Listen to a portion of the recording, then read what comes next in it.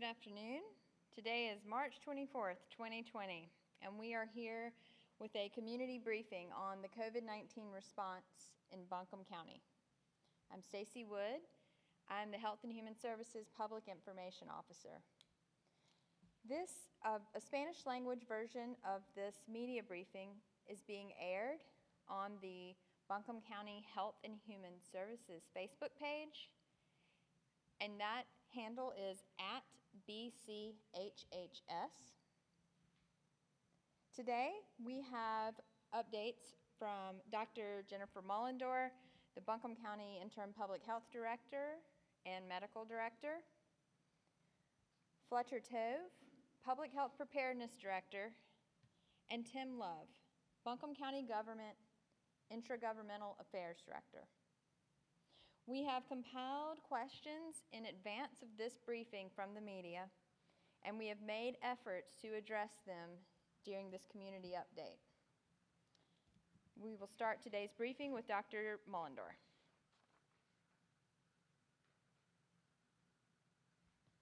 Good afternoon.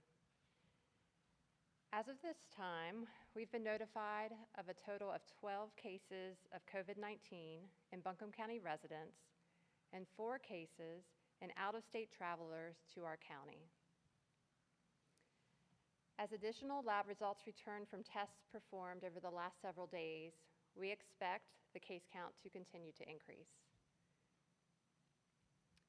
Buncombe County's communicable disease staff continue to follow the standard public health process of contacting each individual with COVID-19, informing them of their test results, and obtaining information on their close contacts. Those who test positive for COVID-19 remain isolated away from the public for the time period recommended by the Centers for Disease Control and North Carolina's Department of Health and Human Services. We've gotten several questions about testing, and I just want to, again, reiterate what I spoke about yesterday. As we are now seeing community spread of COVID-19 across the state of North Carolina and locally, guidance to healthcare providers on testing for COVID-19 has changed. Testing is no longer recommended for those with mild illness, a fever and cough, that can be managed safely at home. The concern is that if people with mild illness due to COVID-19 or another respiratory illness leave their homes to go out to get tested, they could spread their illness to others, including high-risk individuals and healthcare personnel. Most people with COVID-19 have mild illness, and testing will not change management of their illness.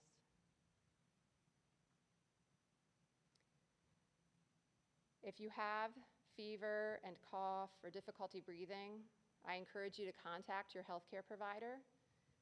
Many are now using phone triage and telehealth services to assess patients, and they can help answer your questions. As I mentioned, we know that there is community spread of COVID-19 across the state, and as we conduct our investigations of the cases that come to our attention, we continue to find that we have what appears to be local community transmission of COVID-19. Therefore, it remains important that every one of us does our part to protect ourselves, our families, our friends, our coworkers and customers, and our entire community. Each of us has a significant role to play in changing the course of this illness in our community. I thank those of you who have stepped up and are following our guidance. And for those of you who have not yet gotten on board, this is the time. If you are sick, please stay home away from others. If you are over the age of 65, or if you have a chronic medical condition like heart disease or lung disease, diabetes, or if you have a weakened immune system, Please protect yourself and stay home, away from other people. For all of us, even if we feel healthy, now is not the time to leave our homes and socialize with others. Stay home. Pay attention to your health every day. If you have fever and cough, or if you just don't feel well, stay home. It doesn't matter if you have COVID-19 or not. We don't want you to spread your germs to others. Wash your hands frequently with soap and water, or use an alcohol-based hand sanitizer. And continue to clean and disinfect surfaces that are touched frequently, and objects like your cell phone and doorknobs. These practices are our front line of defense in protecting ourselves and our community from COVID-19.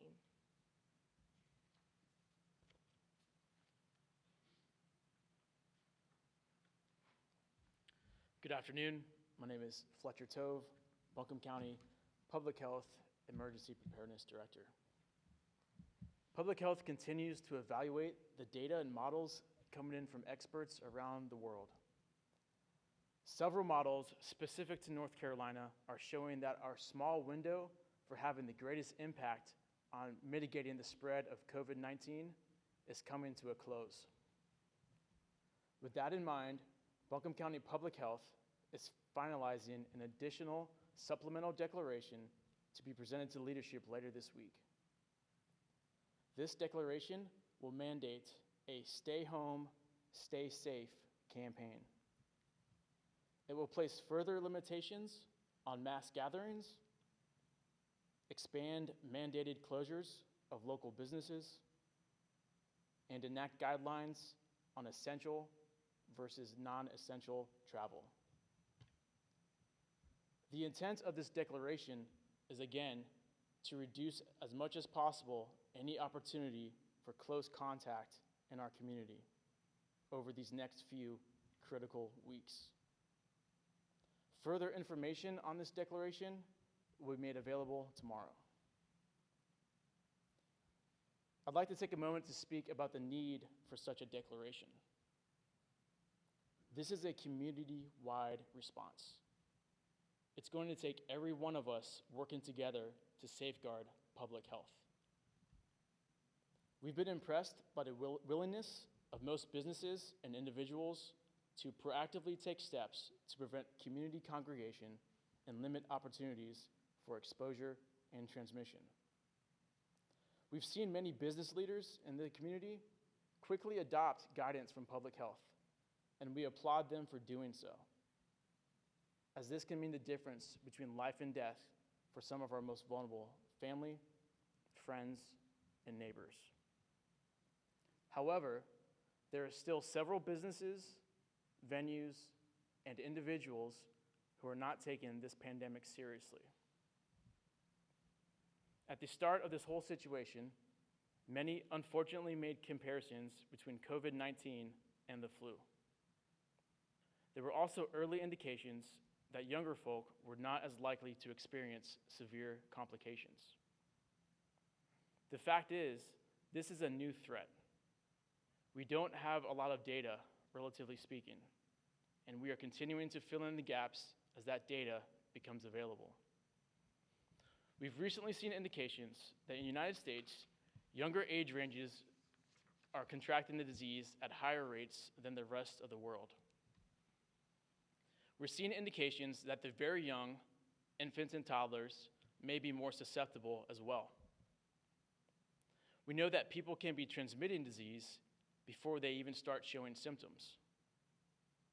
And we still don't have a good picture of the role youth play in carrying and transmitting this disease.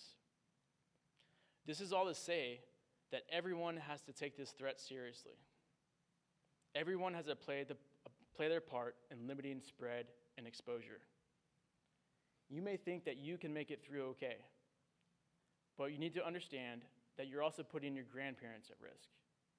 You're putting somebody else's grandparents at risk. You're putting your friend with diabetes at risk. You're putting your coworker with asthma at risk. This isn't about you. This is about our community as a whole. Take it seriously, follow public health guidance, and be a team player. Part of being a team player means not panic buying at the grocery store. Individuals and families should be planning for continued disruptions to our normal way of life. That means buying responsibly, not excessively. Make a determination of what your household needs for the near future and buy that. Don't run to Ingles and buy 6 months of toilet paper. Don't buy out all the fresh meat to throw in your freezer. Not everyone has the resources or schedules to keep up with these panic buyouts of essential goods. So when you clean out a shelf of cleaning supplies, in a sense, you're taken away from a family who may not have the resources to buy ahead. When you check out with a shopping cart full of toilet paper, in a sense, you're taking that toilet paper from a nurse who just got off a 12-hour shift at the hospital. When you fill your freezer with chicken breasts, in a sense, you're taking that chicken from an older lady who had to wait on a bus to get to the market. So again, be a team player, think about the community as a whole, and buy responsibly. I'd now like to take a couple minutes to address some questions we've been receiving from our media partners. One is asking for clarification on why hotels are still open to guests and restaurants are not, and where are these guidelines coming from. So we are currently evaluating the status of hotels and determining the best way forward with them as we put together our Stay Home, Stay Safe declaration. There'll be further guidance issued as part of this tomorrow, and it may also include reevaluating short-term rentals such as Airbnbs as we formalize those decisions. Another question, please explain the rationale behind why some businesses, like bars and restaurants and salons, were forced to close, but others, like face-to-face retailers, are allowed to remain open. So we're talking again about the intent behind that declaration. We want to minimize as many opportunities as possible for that close contact criteria, being within 6 feet for 10 minutes or more of another person. So it was determined locally that there are some businesses where that close contact is inevitable through their type of service delivery, and those were mandated to close. This decision by Buncombe County Public Health was later echoed by the state. Some businesses can operate and provide service delivery without meeting that close contact criteria, and they were not initially included in that declaration. As we move forward with our Stay Home, Stay Safe declaration, there will be some further guidances on what businesses will continue to operate, and this review will include manufacturing plants and other industrial sector businesses as well. Another question, how often are county officials getting together to discuss the current situation, and how much is North Carolina Departments of Health and Human Services being consulted? So county leadership and elected officials are getting together in various formats multiple times a day. I want to talk about how our EOC, our Emergency Operations Center, is operating and what our daily cycle looks like. So in the Emergency Operations Center, we have representatives from the county government, the city government, all municipalities, and we're working hand in hand with an incredible team of public health officials, first responders, and emergency services personnel. We have various work groups and strategy sessions all day. We're absorbing and synthesizing data and guidance from all over the globe and from leading health experts to inform our decision-making process as we determine our local response. We're reviewing data and trends from places such as Italy and the United Kingdom. We're having daily conference calls with response leaders in Washington State and New York State. We're in touch with our counterparts at the state emergency management, public health, and Department of Social Services and Education departments daily. There's an incredible amount of planning, coordination, and work happening at the EOC every day, and residents of Buncombe County should be very proud of the response and work being done there. Where can people who have PPE drop those off for medical use? as some people may have stockpiled them and no longer need them. So we are currently developing a procedure for the community to turn in and drop off unused personal protective equipment and supplies, and we'll share that process as it becomes available. Is 911 getting overloaded with calls? No. Fortunately, they're not currently, but we want to make sure it stays that way. So during these times, it's imperative that we minimize non-essential, non-emergency calls to 911. 911 is for emergencies. If you have general questions about COVID-19 or need to be screened for symptoms, we ask that you first check the Buncombe County website and the North Carolina Department of Health and Human Services website and contact your medical provider by phone. You can also utilize the state COVID-19 hotline at 866-462-3821. And you can also be connected to various community resources through 211. And finally, a question about what about people who still need to see their doctor? So there are many people who still need to see a medical provider for issues not related to COVID-19.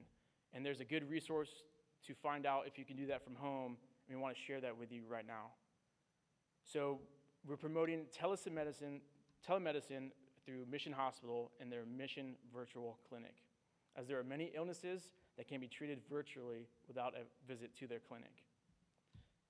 So in an effort to minimize people having to leave home and expose themselves and others to contagious illnesses, we want to pass that out. And you could reach their Mission Virtual Clinic by visiting their webpage at missionhealth.org. That's missionhealth.org. And you don't have to wait till you're sick to create an account and get started there. It's an effective way to keep in patients who may be at risk or put others at risk at home. Thank you.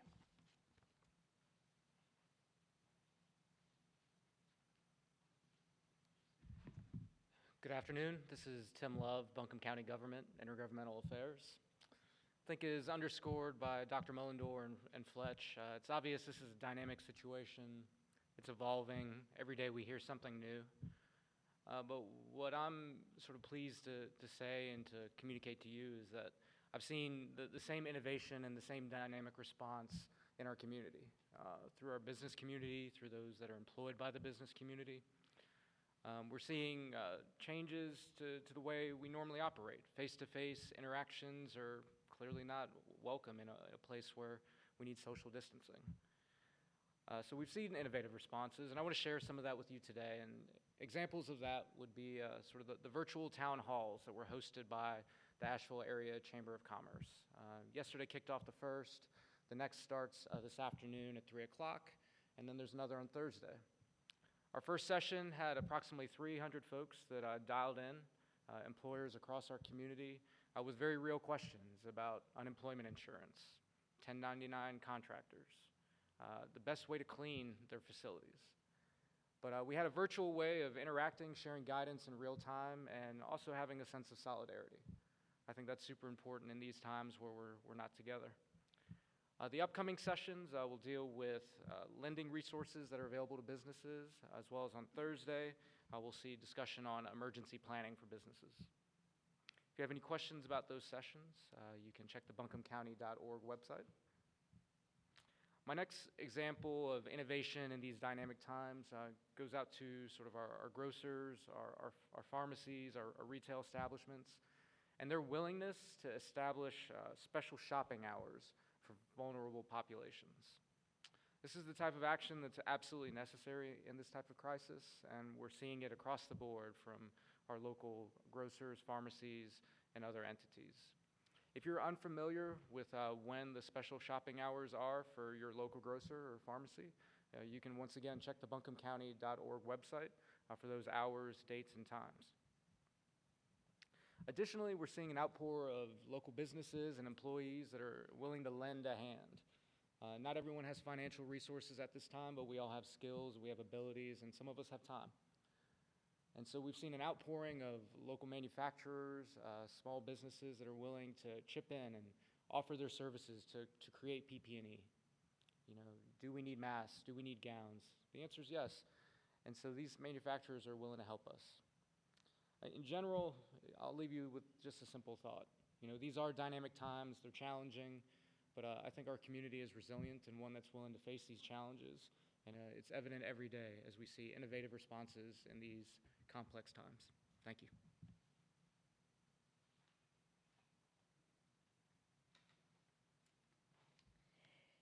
So we continue to hear concerns or questions about the state case counts versus our local case counts and how there's some difference on the state's dashboard. So what we'll say is that we know that there's a significant delay in how they are, the numbers coming into them and how they're populating their dashboard. So at this point, our advice to media partners who have questions about that is to check with us for those most up-to-date case counts. We will continue to provide them at this media briefing and through other sources on, to be determined as far as the format, but we will continue to update our community as often as we can, primarily by using buncombecounty.org to share that information. So, in addition to the information provided by the speakers today, we will be posting official guidance on handling takeout packaging and food for consumers and guidance on safe cleaning measures for businesses on our website, and that should be up by 5 p.m. today. As always, we encourage our community to find accurate information on COVID-19, and for accurate information in Buncombe County, specific to COVID-19, please visit buncombecounty.org. You can also sign up for important alerts from Buncombe County government by texting BC Alert. That's BCALERT to 888-777. And that concludes our community briefing.